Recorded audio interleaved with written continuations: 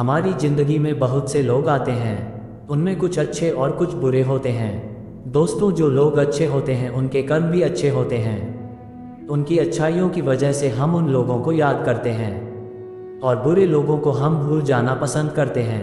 परंतु हमने अपनी ज़िंदगी में बहुत से अच्छे लोगों को परेशान होते हुए देखा है। उसके विपरीत बुरे लोग खुश रहते हैं और उनको अपनी बुराइयों पर कोई पछतावा भी नहीं होता। बड़े बुजुर्गों का कहना है कि इंसान का भाग्य उसके परिवार के लोगों के द्वारा किए गए कर्मों से जुड़ा होता है। इसका सीधा मतलब यह है कि यदि बुरे व्यक्ति के पूर्वजों ने अच्छे कर्म किए हैं तो उस बुरे व्यक्ति को उसका अच्छा फल जरूर मिलेगा। इसलिए उस बुरे व्यक्ति के साथ वर्तमान में सब अच्छा होता है और हम सोचते हैं कि वह कितना बुरा है और उसके साथ सब अच्छा और ठीक ठाक होता है। परंतु ये सिर्फ हमारी सोच भर है। ऐसा इसलिए होता है कि भूतकाल में उस बुरे व्यक्ति के पूर्वज ने अच्छे कर्म किए होंगे जिसका फल उसको अब मिल रहा है। इसके विपरीत आपने ज़्यादातर ये देखा होगा कि जो लोग अच्छे कर्म करने वाले हैं वह हमेशा परेशान और दुखी रहते हैं और उनके साथ कुछ ना कुछ बुरा होता रहता है।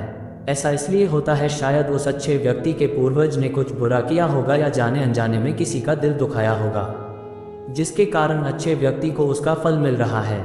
परंतु सबसे बड़ी सच्चाई है कि हमें हमेशा ही अपने कर्म अच्छे ही करते रहना चाहिए, क्योंकि इंसान को अपने कर्मों का फल इसी जन्म में मिलता है। हमारे बड़े बुजुर्ग कह गए हैं कि खुद के लिए किए गए कर्मों से ही मनुष्य का भाग्य बनता है, जो जैसा बोएगा वैसा ही काटेगा। आइए जानते हैं श्री कृष्ण की कहानी द्वारा। प्राचीन समय की बात है, एक नगर में दो व्यक्ति रहते थे। पहला व्यक्ति व्यापारी था जो बहुत शरीफ और नेक इंसान था।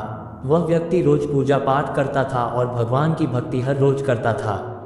उसके कर्म अच्छे थे और वह व्यक्ति धर्म नीति का पालन करता था तथा गलत कार्यों से वह दूर रहता था। और दूसरा व्यक्ति इसके बिल्कुल विपरीत था, वह हमेशा गलत काम करता था और दुष्ट था। उसे भले बुरे का कोई ज्ञान नहीं था। वह मंदिर जाने की बजाय वहां से पैसे चुराता था तथा लोगों की चप्पल चोरी करता था, झूठ बोलता था तथा नशा करता था। एक दिन बहुत अधिक बारिश हो रही थी। उस समय हर कोई अपने घर में था। सामने के मंदिर में सिर्फ पुजारी जी ही थे। उस लालची व्यक्ति ने पुजारी जी को मंदिर में अकेला देखा और मंदिर का सारा धन चुरा लिया और चुपके से वहां से भाग गया। वहीं कुछ देर बाद मंदिर में वह भला व्यक्ति भगवान के दर्शन करने गया तो उस पर ही चोरी का इल्जाम लग गया और लोग उसे चोर समझकर मारने लगे। जैसे ही वह व्यक्ति मंदिर से बाहर निकला, उसे एक गाड़ी ने टक्कर मार दी और वह व्यक्ति बुरी तरह जख्मी हो गया। घायल व्यापारी जब अपने घर जा रहा था तो दूसरा व्यक्ति जिसने मंदिर का धन चुराया था वह खुशी से मुस्कुराता हुआ जा रहा था और बोल रहा था कि आज तो किस्मत ही चमक गई, एक साथ इतना सारा सोना हाथ लग गया।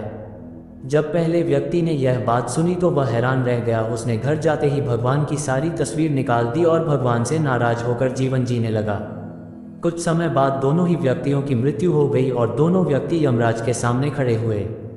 तो पहले व्यक्ति ने नाराज होते हुए यमराज से प्रश्न किया कि मैं तो सदैव ही अच्छे कर्म करता था, तब भी मुझे अपमान और दर्द मिला, और जो गलत कार्य करता रहा उसे सुख मिला, ऐसा क्यों?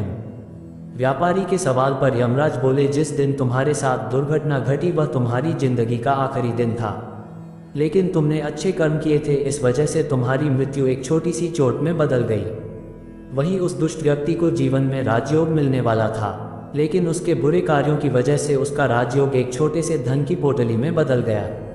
इस कहानी में श्री कृष्ण अर्जुन को बता रहे हैं कि भगवान हमें क्या किस रूप में देना चाह रहे हैं। यह मनुष्य की समझ में नहीं आता है, लेकिन जो भी व्यक्ति अच्छे कर्म करता है तो भगवान की कृपा सदा उस पर बनी रहती है।